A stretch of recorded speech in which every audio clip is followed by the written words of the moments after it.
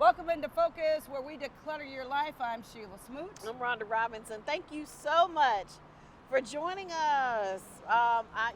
When I run into people and they're like, "Oh, I watch your show," I'm always surprised because I'm like, people are actually up at 5:30 in the morning. That's kind of cool. It is a very good time to be up. I like to get up in the morning because it gets things done. But you can watch this and catch us all over the world, all over YouTube, everywhere you're watching. But today we are on our favorite station, ABC 3340, and we are just glad to be here with you at 5:30 in the morning. And hopefully you're going to learn something today. And I know Rhonda always likes to start out, but I just love where we are. We're at Uptown Jazz. Yep, Uptown Jazz, one of our favorite spots in the city. Right across from City Walk, which is beautiful. If you haven't had a chance to check out City Walk, you have to come down here. I mean, it's just a nice, beautiful place to relax. If you want to get in a little exercise, you want to come grab you something to eat. It's just really, really cool. It's cool. It's cool. Bring the children. They got skating. They got skateboarding. They got a dog park. They got pickleball. It's all here. And no, we were not paid to say that. It's just, we were not paid to say that. It's just a cool space. It is. It really is. It's just a really cool space. And we thank the owners of this location. Uptown and Jazz. We want you to come out and check them out if you haven't had a chance yet. Grab you a drink or come listen to some of their bands. They have live bands here occasionally. You have to check their website. I don't know when they have them. On the weekends? Yep. On the weekends, Friday and Saturday, they have live bands. We have Tuesday, come on out, Ladies Night on Tuesday. And business in the black. Ladies Night, and the feeling's right. Okay. Did Kool and the Gang walk in? I have it in flashback. Nope. As always. Oh, but anyway, all of that. But today we're going to start with our hot topic, Rhonda's hot topic. What is the hot topic I love today? doing hot topics that kind of relate to our guests. And we have a guest that will be talking about, purchasing a home in today's market. So the hot topic for today, things you should never do before buying a house. And now these are general things, but this comes from, where was this? TheMortgageReports.com. So I'm going to go through these. We'll talk a little bit about them. Don't finance a car or any big item before buying a house. No. Don't max out credit card debt before buying a house. Don't assume that you need 20% down when you buy a house. It's good. And don't quit your job or change careers before buying a house. That's good. Don't shop for houses before getting pre-approved. You don't want to get your mind set on this beautiful house and then find out you can't afford it. That's good. People do it all day, though. They still want to go look before they get pre-approved, which is not good. Don't go with the first mortgage lender that you talk to. Shop your mortgage. And don't make any big financial changes before closing. So I think these are some good nuggets here. I think a lot of people do assume, because that's what everyone says, that you have to pay 20% down. That's what they say. But I learned that with my first house. Did you? Yeah. You felt like you had to pay 20%? Yeah. I went and bought a book and read about it. FHA loan. Thank the Lord for that. Yeah. I bought a book on how to buy. I'm an academic. I went and bought a book on how to buy a house and just really couldn't figure it out. And it scared me. It really scared me when I bought my first house because it was about $100,000 plus $1,000. Yeah. It scared me. It's a lot of money. But it's over 30 years, the lady said, and it kind of calmed me down. It was only $800 a month, and I was paying $1,000 in rent. I'm like, ding, ding, ding. Yeah. How much does this make sense? And it's usually the case. Usually the mortgage is way less than what you would pay in rent. Over 30 years. Yeah. And the fact, I think some people get scared because after coming out of an apartment, you call the maintenance man, and they fix everything. Well, right. You can still get that. I still have a yard guy, and I still have a handyman, but it's really you not have to pay what for you those. think. But but it's not as expensive as you think. But think of the equity that you get in the house, and I know our lender's going to talk to us about how you build equity. You basically can make money off a house if you do it the right way. Right, and so we can't wait for you to meet Miss Haley. She's going to join us very shortly. But I think it's important to educate yourself anytime you're making any big purchase, right? Whether it's a house, a car, whatever. You want to educate yourself so you, number one, don't waste money. Number two, you don't make any big mistakes that you're kicking yourself later saying, oh, if I had only known, Right. So it's really important to talk to people who know the industry so that you can protect yourself and maybe even save some money along the way. I think you will save money, but I also think you have to start saving now. So if you're thinking about buying a home in the near future, the best thing you can do is start saving your money. And one of the good things, and Haley will go into this with us about keeping down your debt, 30% below, credit cards. Yeah, you can have those, but don't max them out because that's going to damage your credit score. 30 days you can fix it, but just make sure you don't max out your cards like that. Or if you have the max, start paying down. But that still doesn't mean you cannot get a house. I'm telling you, Haley Morris is the truth of Fairway Mortgage, and she's going to go into how you can do all of that. There's so many programs out there for people who are in a first-time buying situation, Right. people who've come out of bankruptcy, people who are with United States Department of Agriculture, USDA, VA loans, if you've been a veteran. Okay. That is the truth. So there's a lot of scenarios out here. So a big mistake I used to make, and I learned this lesson, I guess probably from talking to financial experts over the years. I would just pay the minimum credit card payment and thinking I'm right on time. I'm doing yeah, fine. You're doing good, right? I'm paying a little $25, but my balance was way up here. Interest. Yeah. So Interest. I learned that lesson, along the way that you got to pay a little more than that minimum, or either not use the card, which is hard for me to do. Okay, that's a good one. I didn't have credit cards for a long time. After I got out of college, it scared me so bad. Really? Yeah, I bought a purse and I bought a Coach purse. I bought some K-Swiss shoes, and I bought 5 Coach belts. They was on sale, and I got that bill. I'm like, ooh, I don't have a job for real. Child, they were handing out credit cards like candy. Candy back in college. then. I was like, okay, I want American Yeah, Express. I want this. I want that. I had them. But the good thing, I came home one time, the bill came home because I forgot to put my address at my dorm. I put my address at my house. My mother saw that bill. She said, girl, you can't pay this. And it was only $25 a month, but I still couldn't pay attention. And I didn't understand it. Yeah. Nobody taught me about what that meant Right. in my financial life, and I'm glad they're teaching financial literacy. But my parents were on time. They would sit at that kitchen table on a Saturday and write out bills, but they never involved the kids. Right. But I learned that lesson early, so Yeah. I was just afraid of debt. So I had one. After I got all those cards at Michigan State University, I gave them to my mother, and to this day, I'm telling you, she has paid that JCPenney like clockwork. My credit looked good because of her. It ain't because of me. Right. I'm not good. I'm just not good. I've gotten better over the years. Me Direct too. deposit is your friend. Me too. Yeah. I have gotten so I had much to better. learn. So much better. And buying a house, a first-time home, taught that to me because my banker looked at me and said, well, you're making good money, but this credit score. And I'm like, well, what does that mean? Yeah, yeah. And when thank you, Daryl Ward. I know you were with South Trust back in the day for getting me my first mortgage, but he got me on track. And Damian Gilbert was my first and told me what I was mortgage doing guy. wrong. And 6 months later, I had a house. Wow. And I never looked back. And I will buy a house today if you buy mine for my price. So the paying just the minimum car payment, and then I would pay late. So that would always hurt me. Making my payments late. And I'm thinking, well, it was within the 30 days, at least I paid it, but it was late. It's late. I did the same thing. So, just little small things that we just don't know, and no one ever probably sat down and had the conversation and said, here's what you need to do to protect your credit. Right. Here's what you need to do if you know you want to buy a house in 5 years or 2 years or 1 year.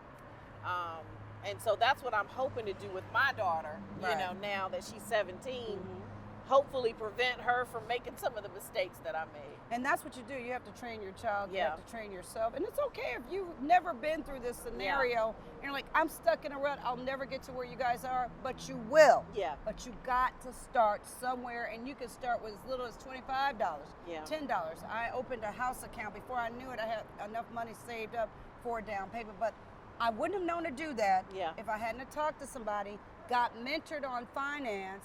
I would have never known to do it if I hadn't read about it. Now you can Google it. You can train yourself. Do not be intimidated about buying a home. That's my little suggestion to anyone out there that's watching who has never purchased a home. Do not let the process intimidate you. Do not feel like you got to have $20,000 in the bank to put down on the house or No. 20% down. You don't. You do not. But you do have to be willing to listen to someone who may know a little bit more than you about the process and do what they suggest. Yep. So we cannot wait for you to meet Miss Haley. We're going to take a quick break, and then we'll be back in a few minutes and introduce you to our guests. We'll deep dive a little bit into today's topic. All right.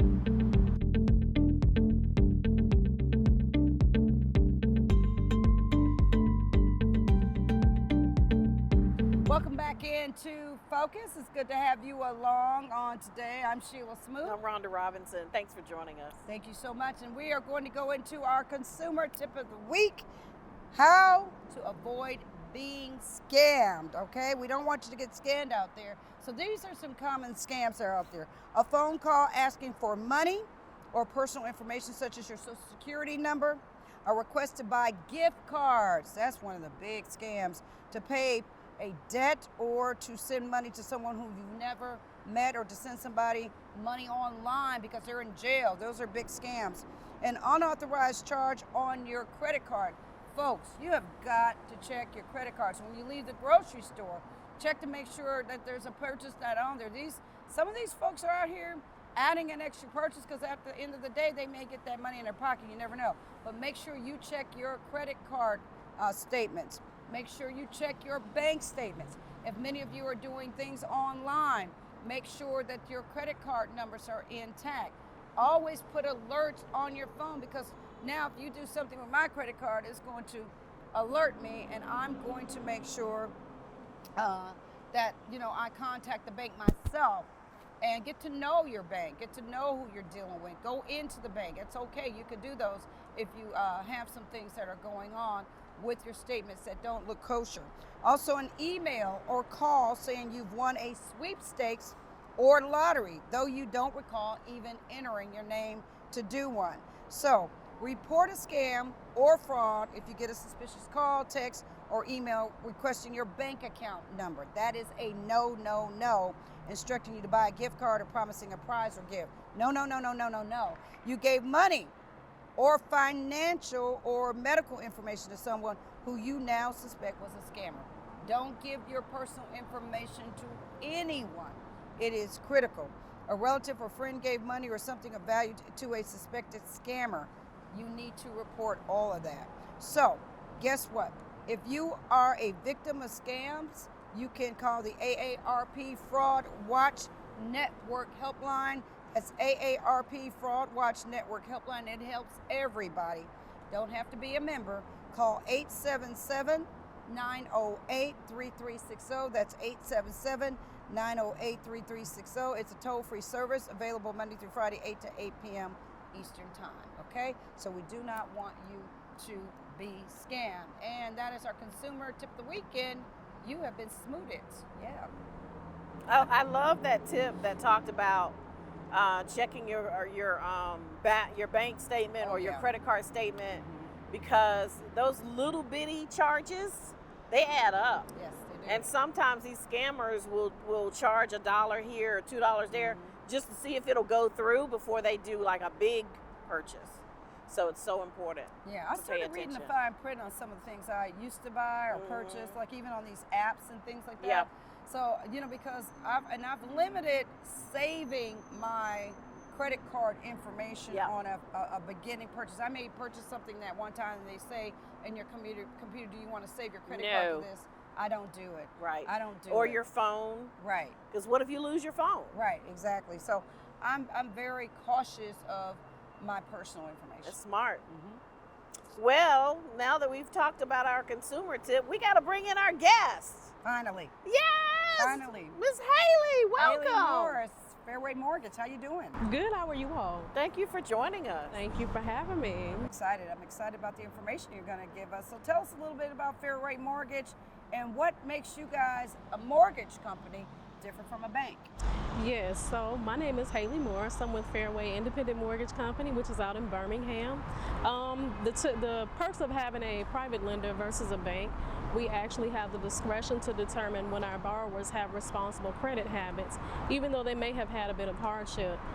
We also may have programs that allow you to qualify with a little bit of a lower credit score as well.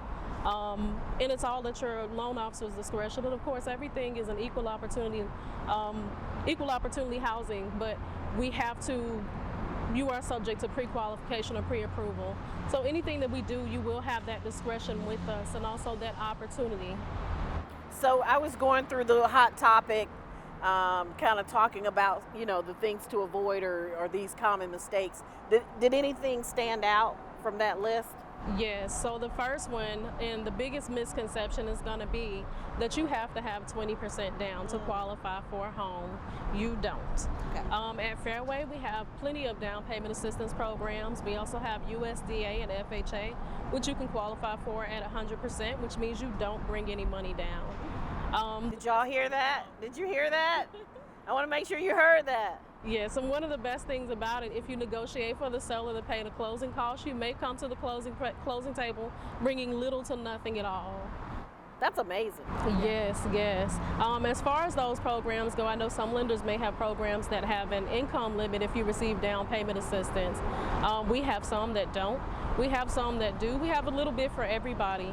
We also have USDA renovation, which allows you to renovate your home with a 620 credit score and no money down. To renovate your home, a 620 credit score, no money down? Yes.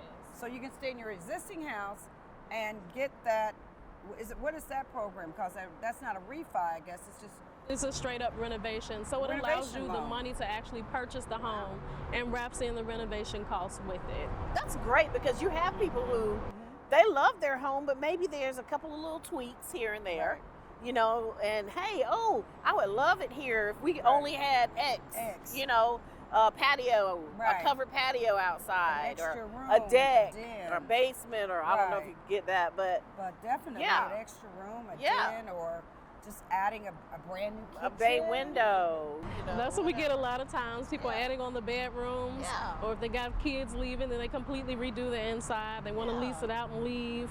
An extra bathroom. Who doesn't Yeah. need that? Yeah, an extra bedroom. So we have options in terms of down payment assistance.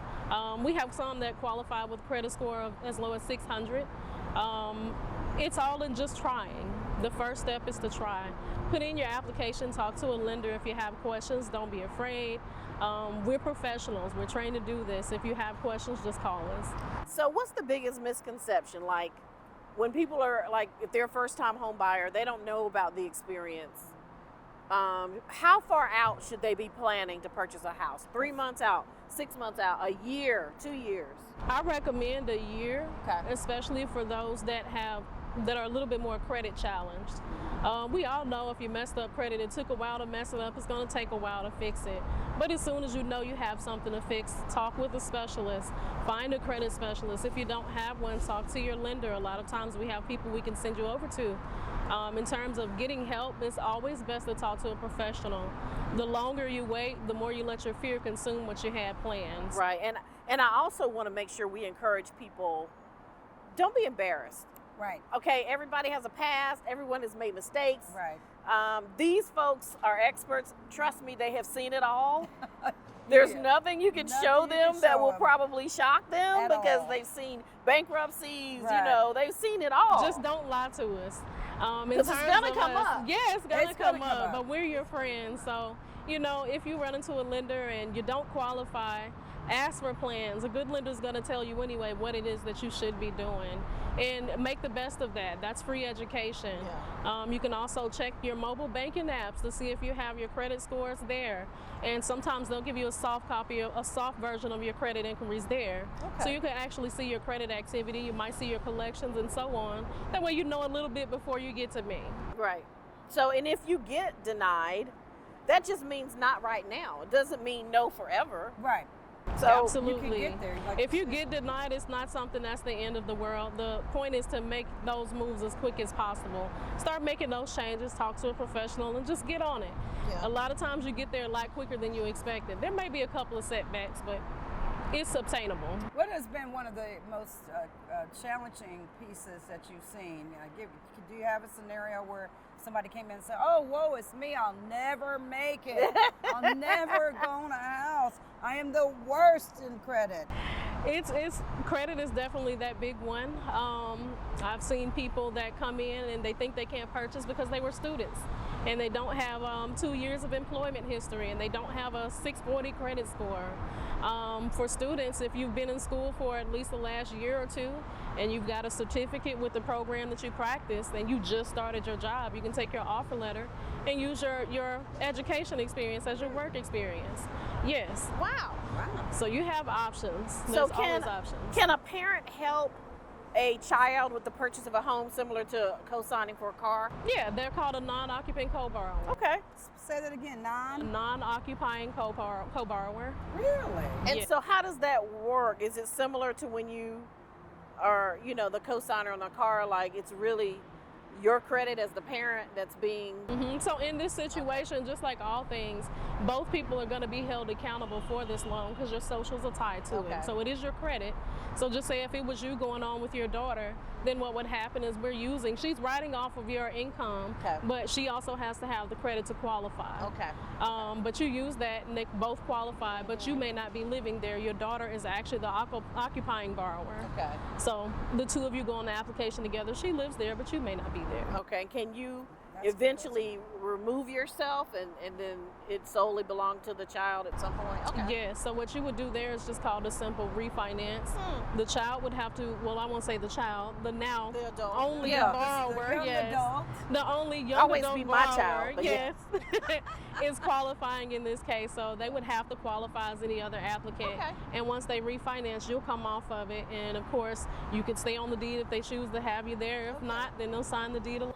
Okay. So parents, buy your kid a house, not a car. That's what I was thinking. Yes. Like with my Yes. daughter is headed off to college, and I was Right. like, instead of worrying about a dorm or whatever, should Get a I get little a apartment, house condo. and maybe rent it out to some other Yeah. students? I don't know. My neighbor did that, and it was really, she was a good neighbor too. I Yeah. have to say, my little neighbor, who was a freshman at University of Alabama, Birmingham, and she was great. But Yeah. they did. Her parents bought her a house, the house next door to me, which is Uh-huh. a fabulous price, and renovated it for 2 other students. Wow. And they rented the 2 rooms out, and they Wow. all went to UAB, and they paid the mortgage, and then made money.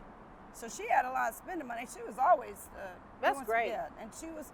It was really eye opening for me to see a parent buy their child a house. Yeah. And it wasn't even the best looking house, but it was a very quaint little house, Yeah. 3-bedroom, 2-bath, and Which is enough. enough. You know. But I've had other people come through and they brought their kids a little condo, which Yeah. is a 1-bedroom, 1-bath, because Yeah. it's just them and it's cheap. So yeah, that is You probably save some money compared to these room and board prices at yeah. these colleges. I don't know. It's a lot. Yeah, as parents, I highly recommend if you can buy for your children. Okay. Leasing typically costs a lot, especially when you start doing college leasing. They lease by the room. Okay. So paying the typical where you would have split rent for $1,200 3 ways, paying $400 a piece, it'll be more like $800 a room.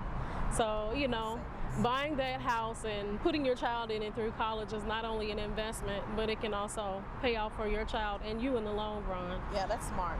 For I've been parents thinking that, about it. yeah, for parents that need options, especially if you qualify, you may be able to do a reverse mortgage to pull the money out to actually buy a home for your child.